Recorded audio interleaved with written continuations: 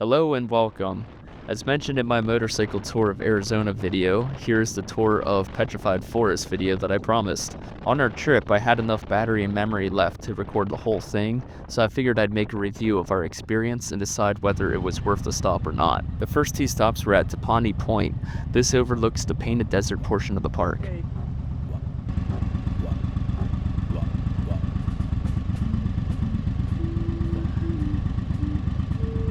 We entered through the east gate as we were coming from Canyon de Chelly earlier that day. We went on October 4th, and due to most of Arizona not recognizing daylight savings, the sunsets were rather early that time of year. Besides taking one hike, we mostly did quick stops to take pictures to get through everything before closing.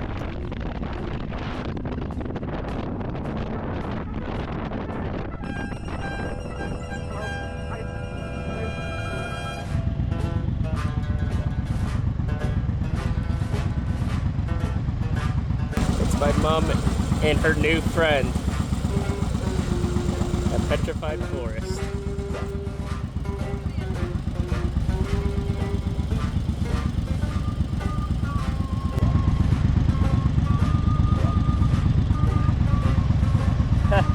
You like them? I love Raven. Yeah, he's just trying to cool down. Look, we don't even care about the Painted Desert. We're all looking at a bird. We skipped the Painted Desert Inn and went to the three western overlooks.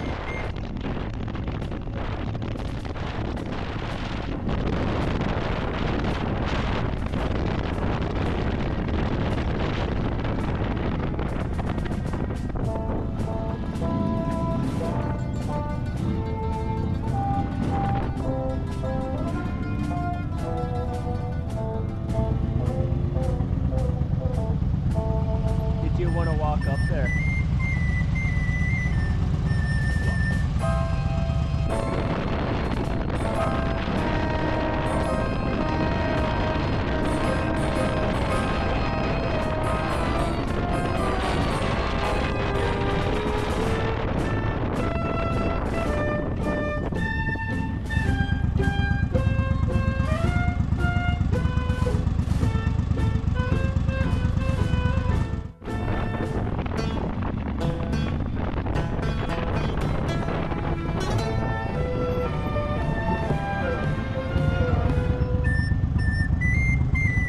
Pretty much the same view.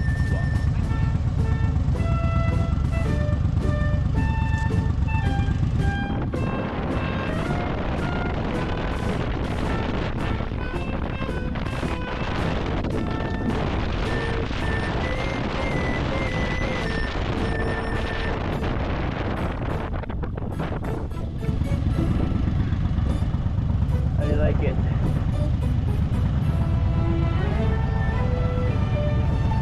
After the Painted Desert portion, we passed the old Route 66, which has the frame of an old car as an attraction there. I decided to skip this because I've driven old Fords before, and the actual Route 66 is no longer there to ride on. Hang on. We're almost at 15 miles an hour. The barren portion of the ride went on for 10 minutes. Access to the park is $25 for cars or $20 per motorcycle, which brought it up to $60 for the three of us. This was the point of the ride where I began to question if it was worth it. We stopped at Newspaper Rock, which is a rock with ancient petroglyphs. I really felt that the way they advertised this was misleading because you can only see it with binoculars or zoomed in on a camera. As I said before, we were coming in from Canyon de Chelly earlier, which is filled with petroglyphs and is shown firsthand from the Navajo. We continued onwards to Blue Mesa.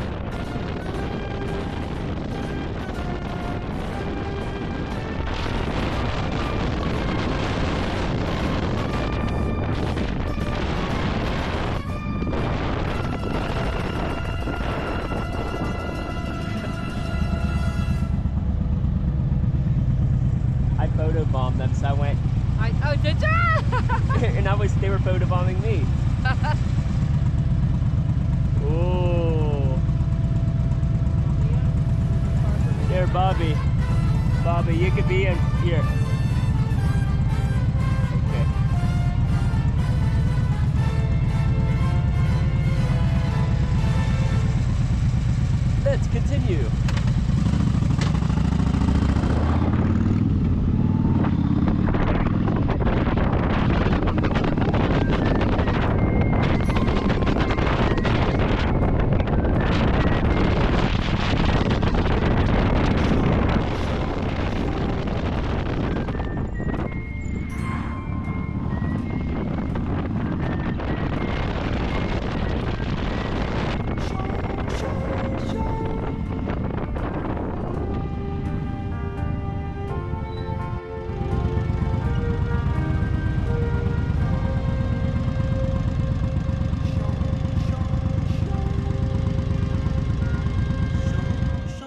We stopped at the Blue Mesa overlooks and hiked the Blue Forest Trail.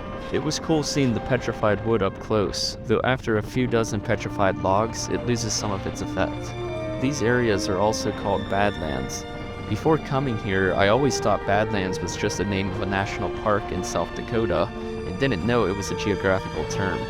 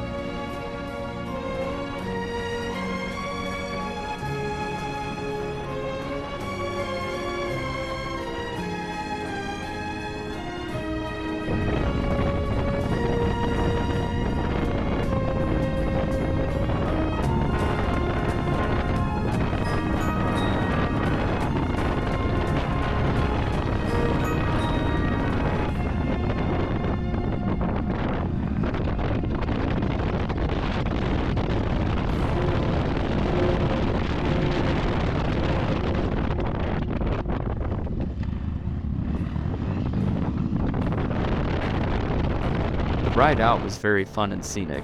Although we skipped a TP stop, we did go to the Agate Bridge in the Jasper Forest. The Agate Bridge was a neat attraction, though it was at some distance. The Jasper Forest had petrified wood as far as the eye can see, but yet again, it requires binoculars or a telescope to be able to enjoy the details of any of them. We didn't have any time to do the short 3/4 mile Crystal Forest Trail. It looked like another area of Badlands and wood like we saw on Blue Mesa.